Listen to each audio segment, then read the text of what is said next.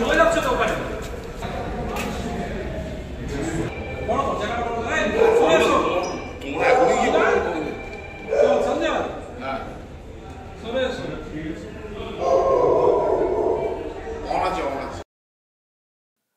রাজ্যপালের আবার উদ্যোগ দেখুন দর্শক, পিস হোম সন্দেশখালির জন্য। প্রিয় দর্শক, আমি শফিকুল ইসলাম এবং আপনারা দেখছেন আরামবাগ টিভি।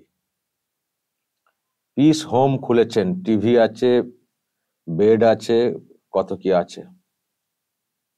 সন্দেশখালিতে যারা আর কি সমস্যায় রয়েছেন, সংকটে রয়েছেন, তারা চাইলে এখানে এসে থাকতে পারেন।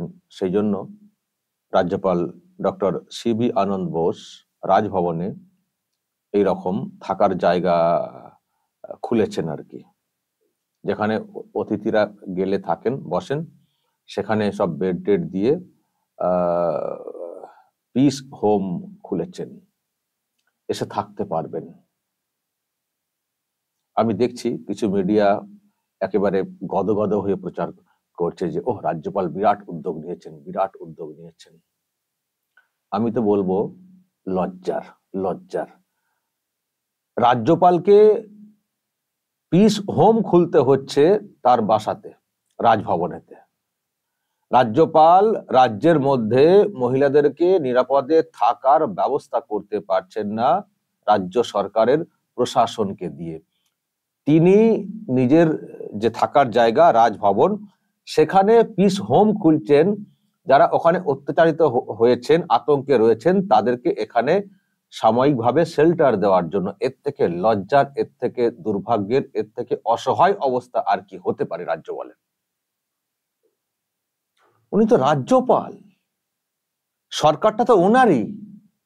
তো সেখানে সরকারি মেশিনারি, সরকারি প্রশাসন, সেগুলোকে ইউজ করে মহিলাদেরকে নিরাপদে এই রাজ্যের কোনো জায়গাতে থাকতে দেওয়ার ব্যবস্থা করতে পারলেন না। উনি পিস হোম খুলেছেন, উনি পিস হোম খুলেছেন। এবার তো পুরো সিস্টেমটাই পিস হেভেনে চলে যাবে। এর অর্থ কি?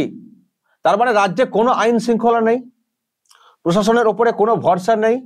এই রাজ্যের মানে কোনো প্রান্তে মহিলারা নিরাপদে থাকতে পারেন না। সেই জন্য অসহায় হয়ে তিনি বিকল্প একটা ব্যবস্থা করেছেন। নিজে যেখানে থাকেন রাজভবন, সেখানে থাকার ব্যবস্থা করেছেন। তার মানে এই রাজ্যের রাজ্য সরকার, প্রশাসন একেবারে কিচ্ছু নেই, আইন শৃঙ্খলা বলে কিছু নেই, সরকারটাই নেই কার্যত, তার যা উদ্যোগ দেখতে পাচ্ছি। কারণ সেই জন্য মানে এইভাবে নিজের বাড়িতে রাখার ব্যবস্থা করছেন। আপনার তো নিজেরই তো পদত্যাগ করা উচিত, যে আপনি এমন একজন রাজ্যপাল, সেই রাজ্যের আইন শৃঙ্খলা এমন জায়গাতে পৌঁছে গেছে যেখানে মহিলারা নিজেদের বাড়িতে থাকতে পারেন না, আপনাকে ব্যবস্থা করতে হচ্ছে। তার মানে আপনার সরকার ব্যর্থ। মুখ্যমন্ত্রী যে হোক না কেন, আপনি তো রাজ্যপাল। তার মানে যে সরকারটা, সবসময় তো দেখি সবকিছুতে লেখা, গভর্নর প্লিজড বলে, সব তো মন্ত্রী থেকে শুরু করে সবার নিয়োগপত্রে দেখি তো আপনার গভর্নরের কথাটা তো খুব লেখা থাকে। তো তার মানে আপনার যে সরকার এখানে চলছে, রাজ্যপাল হিসেবে আপনি রয়েছেন, সেই সরকারটাকে ঠিক মতো করে চালাতে পারছেন না, বা সেই সরকার ঠিক মতো করে চলছে না, বা আপনি সেখানে কোনো কন্ট্রোল করতে পারছেন না, কিছুই করতে পারছেন না। সেই জন্য আপনি নিজের ঘরে রাখার ব্যবস্থা করছেন। এইভাবে ব্যবস্থা না করে পুরো ঘরটাকে ছেড়ে দিয়ে আপনার চলে যাওয়া উচিত। খুব বড় কথা বললাম, কিন্তু বলতে বাধ্য হলাম। লজ্জার, লজ্জার। আপনি তো গিয়েছিলেন ওখানে সন্দেশখালিতে, কয়েকদিন হয়ে গেল। কি ব্যবস্থা করেছেন? কি ব্যবস্থা করেছেন? এটুকু পরিষ্কার যে আপনি কিছু ব্যবস্থা করতে পারেননি বলেই, মানে প্রশাসনিক ব্যবস্থা কিছু করতে পারেননি বলেই আপনি নিজের বাড়িতে রাখার জন্য, এটা হচ্ছে শেষ পদক্ষেপ, আর কিছু করতে পারলাম না, এসো আমার বাড়িতে থাকো, এটা করেছেন। তার মানে আপনি যে পদে রয়েছেন, আপনি যেভাবে থাকার কথা বলছেন, কিন্তু একজন যে কোনো, আরো আমরাও এরকম সেফলি থাকার ব্যবস্থা করে দিতে পারি। তার জন্য আপনাকে লাগবে কেন? রাজ্যপালকে লাগবে কেন তার বাড়িতে থাকার জন্য? আর কি কেউ নেই? আমরা সবাই কি মরে গেছি নাকি? আমরাও তো মহিলাদের, আমরা যারা আছি, অনেক আছেন, হয়তো অনেকে আশ্রয় দিয়ে রেখেছেন অলরেডি, এটা আমরাই করতে পারি একটা জায়গা, নিরাপদ জায়গাতে রাখার জন্য। তো আপনাকে তাহলে আপনার রাজভবনে গিয়ে থাকতে হবে কেন? আপনি রাজ্যপাল হিসেবে তাহলে কি করেছেন? আমি দেখছিলাম ওই একটি চ্যানেলে লাইভ দেখানো হচ্ছিল, ওখানকার মহিলাদের সঙ্গে রাজ্যপাল কথা বলছিলেন লাইভ। আমি শুনেছি পরিষ্কার ওখানকার মহিলারা অস্বীকার করেছেন, বলেছেন যে আমরা ভিটে মাটি ছেড়ে যাবো না। আমি দেখে ভাবছিলাম ঠিক জবাব দিয়েছেন, সলিড জবাব দিয়েছেন। বিষম খুলে বসে রয়েছেন শান্তিতে। হয়ে গেল ওখানে ঘোড়া, পুরো ব্যবস্থা নেই। এই যে আজকে দর্শক, মানে উনি তো রাজ্যপাল ওখানে ঘুরে এসছেন, উনি তো ঘুরে এসে কি করলেন আর কি বা দেখতে পেলাম না। আমি ওখানে দর্শক আজকে দেখলাম জাতীয় মহিলা কমিশনের চেয়ারপারসন, তিনি আজকে ওখানে গিয়েছিলেন দিল্লি থেকে এসে। তো ওনার যা ভার্সন দর্শক শুনলাম, আপনাদেরকে আমি শোনাই, শুনে বলবেন উনি যেভাবে ওখানে ঘুরে কথাগুলো বলেছেন, এই রকম কথা রাজ্যপালের মুখে কখনো শুনেছেন? আমি দর্শক আপনাদেরকে আগে একটু শোনাই, আপনাদেরকে শোনাই যে উনি কি বলেছেন চেয়ারপারসন মহিলা কমিশনের। আগে দর্শক দেখুন।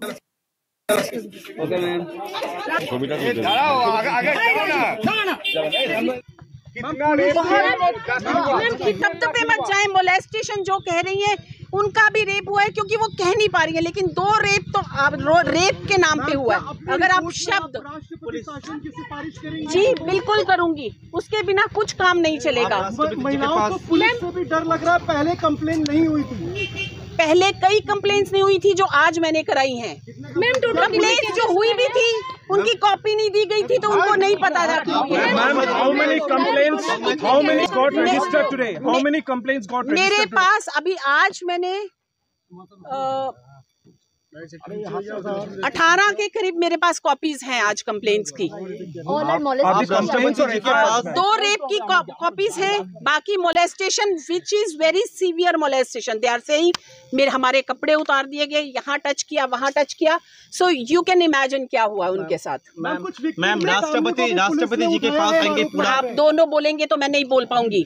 मैम विक्टिम की फैमिलीज को भी पुलिस ने उठाया, ऐसा विक्टिम्स की फैमिलीज ने भी को भी उठाया। ऐसे भी कुछ 10-1 कंप्लेंट्स हमारे पास हैं कि विक्टिम्स की फैमिलीज को उठाया, और वो इसलिए आने भी नहीं।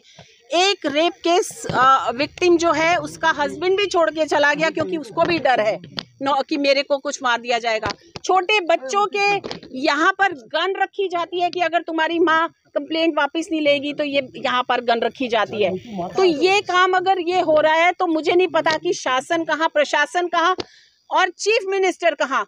मुझे लगता है उनको रिजाइन कर देना चाहिए, और बिना एक पोस्ट के अगर वो यहाँ आए तो महिलाओं का दर्द समझ पाएंगी। इससे पहले मैंने इतना दर्द कहीं नहीं देखा। पुलिस कॉपरेशन की आज, लेकिन आप लोगों के साथ देखा एक ट्वीट। जाइए आप जमीनी जो प्रॉब्लम है महिलाओं को वो सुनिए और समझिए। Yes, I have meeting at 6:30, so I'm going directly there. Yes. And tomorrow are you meeting? DGP, chief secretary का अभी तक नहीं मिला। मैम हाँ एसपी गुस्से वाला बात किया, because he is sitting in the office while I am roaming around. He is not listening to the victims himself. দর্শক শুনলেন মহিলা কমিশনের চেয়ারপারসন কি বললেন। ডিরেক্ট বললেন যে যা দেখছি মুখ্যমন্ত্রীর পদত্যাগ করা উচিত, ডিরেক্ট বলছেন, এবং রাষ্ট্রপতি শাসন জারি করা উচিত, না হলে সামলানো যাবে না উনি বলছেন। রাজ্যপালের মুখ থেকে শুনেছেন এরকম কথা? শুনেছেন? কিছু করতে দেখেছেন না কিছু শুনেছেন? রাষ্ট্রপতি শাসন জারি করা উচিত বা এই ধরনের কিছু শুনেছেন? শুধু ভোগ করছেন রাজভবনে বসে বসে।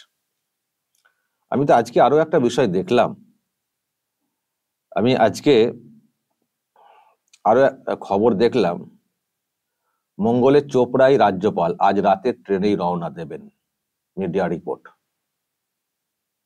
আর একটা রিপোর্ট দেখাচ্ছি, তারা আবার কি লিখেছে।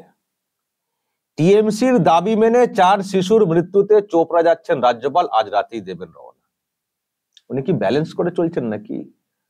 শুভেন্দু অধিকারীরা চাপ দিয়েছেন আসতে হবে, যেতে হবে, সেই জন্য কাটছাট করে চলে আসা, একবার সন্দেশখালী ঘুরে ডাবের জল খেয়ে একেবারে ঘরে ঢুকে পড়া। এবার টিএমসি দাবি করছে চোপড়াতে যেতে হবে, না গেলে আবার এদিকের সমস্যা, ব্যালেন্স নষ্ট হয়ে যাবে। ওদিকে গেছি, হয়তো চাইছিলেন না ততটা শাসক বাহিনী, তবুও গেছি, চাপ ছিল, হয়তো মুখ্যমন্ত্রী অ্যালাউ করেছেন, বলেছিলেন মুখ্যমন্ত্রী যেতেই পারেন। তবে এই দিকটাও যেতে হবে, তাহলে ব্যালেন্স হয়ে যাবে বিষয়টা। কি ব্যালেন্স মেনটেন করে চলছেন রাজ্যপাল? নিয়ম নীতি রীতি মেনে চলছেন না, যেটা সত্য সেটার পেছনে চলছেন না, ব্যালেন্স মেনটেন করছেন। চোপড়াতে যাচ্ছেন, চোপড়াতে গিয়ে কি করবেন? চোপড়াতে তো একটা দুর্ঘটনা ঘটেছে,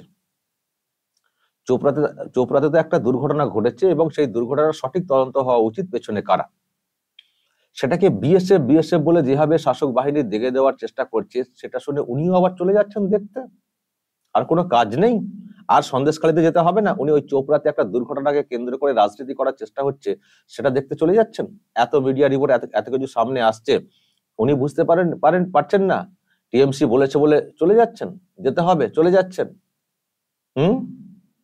দেখবো কি করেন গিয়ে, কি বলেন উনি গিয়ে কি সত্য উদ্ঘাটন করে আসেন দেখবো। কিন্তু যেখানে গিয়েছিলেন এতদিন হয়ে গেল, সেই বিষয়ে আপনি কি করলেন? সন্দেশখালীর বিষয়ে আপনি কি করলেন? কিছুই করেননি, শুধু ভোগ করছেন। রাজভবনটা ভোগের জায়গা। আমি তো আবার দেখলাম কদিন টিএমসির একটা টিম নাকি গিয়েছিল, তখন ওই কি হুব্বা না কি গুব্বা কি একটা দেখার কথা বলেছিলেন। আমি জানি না হুব্বা সিনেমা টিনেমার নাম কিনা, ব্রাত্য বসুকে বলেছিলেন হুব্বা দেখবো। জ্বলছে সন্দেশখালী, মহিলারা নির্যাতনের শিকার হয়ে কান্নাকাটি করছেন, উনি নাকি হুব্বা দেখবেন। আমি দর্শক জানি না কি হুব্বা না গুব্বা কি একটা বলেছিলেন, সিনেমায় হবে মনে হয়, ভুল হলে ঠিক করে দেবেন। তো এই তো হচ্ছেন রাজ্যপাল, উনি আবার পিস হাউস খুলেছেন, উনি আবার সন্দেশখালীর মহিলাদের জন্য পিস হাউস খুলেছেন শান্তিতে, ওখানে যাতে করে মহিলারা এসে থাকতে পারেন নিরাপদে। সেই জন্য উনি নাকি ওখানে পিস হাউস খুলেছেন। ওনাকে বলছেন এর থেকে পিস হেভেনে চলে যাওয়া ভালো, এই রাজ্যপালের পাল্লায় পড়ার থেকে। পিস হাউস খুলেছেন, শুধু piece control room, piece house, কিন্তু রাজ্যে কোনো পিস নেই। আইন শৃঙ্খলা একেবারে পিস করে কেটে ফেলছে এই সরকার, কিচ্ছু নেই, নাথিং। আর উনি শুধু ঘুরে বেড়াচ্ছেন, আর যখনই কোথাও যাবেন একেবারে চশমা পরে বড় বড় সিনেমার মতো সব ডায়লগ মারবেন, কিচ্ছু নেই। আমরা দর্শক খুব বিরক্ত, আমি তো বিরক্ত বটেই। রাজ্যপালের কোনো ভূমিকা খুব পজিটিভ লাগছে না, উনি এনজয় করতে এসছেন এই পদটাকে। দর্শক যদি কিছু বলার থাকে এ নিয়ে অবশ্যই বলবেন, কমেন্ট বক্সে নজর রাখবেন আরামবাগ টিভিতে।